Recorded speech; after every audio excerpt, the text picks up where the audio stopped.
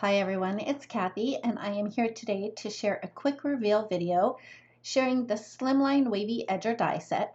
I think that these dies are really fun and I do have a couple of samples to share with you.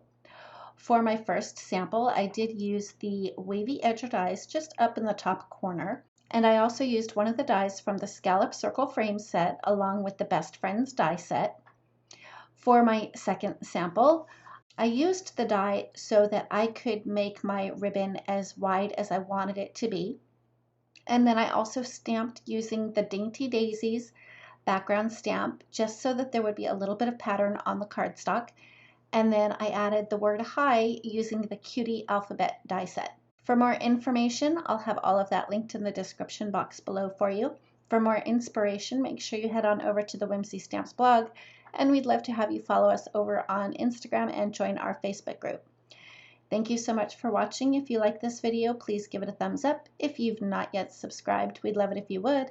And don't forget to ring the bell so you're notified every time a new video is posted. Thanks again, and we'll see you next time.